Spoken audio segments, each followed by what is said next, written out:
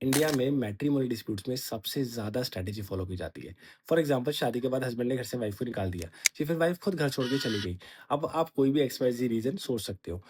उसके बाद क्या होता है कि हस्बैंड जो है वो अपनी वाइफ के अगेंस्ट सेक्शन 9 का केस फाइल करता है कि भाई मेरी वाइफ मुझे छोड़ के चली गई, मैं उसे वापस लाना चाहता हूँ। अगर वो ये केस जीत जाता है सेक्शन 9 का, means restitution of conjugal rights का, तो हस्बैंड को टेक्निकली वाइफ को मेंटेनेंस नहीं देनी और ना ही उसको उसे एलिमनी देनी, मीन्स वाइफ को आने से मना कर देना है।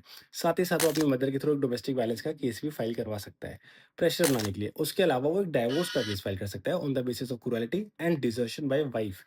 इसके अलावा वाइफ डोमेस्टिक वायलेंस, मेंटेनेंस का केस 125 सीआरपीसी के अंदर, या फिर डाउरी हरासमेंट 498 की एफआईआर रजिस्टर करवा देती है। अब जो लिटिगेशन दोनों तरफ, मैं नहीं कह रहा कि लिटिगेशन गलत है, बट दोनों ही तरफ से लिटिगेशन एज अ स्ट्रैटेजी भी बहुत ज़्यादा चलाई जाती है। उसके बाद at the end of the litigation ये सारे मैटर्स सेटल डाउन होते हैं।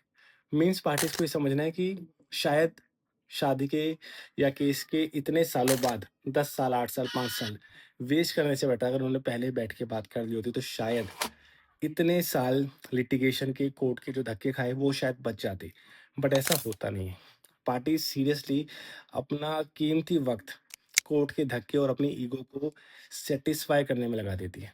And that is a harsh reality of Indian matrimonial disputes.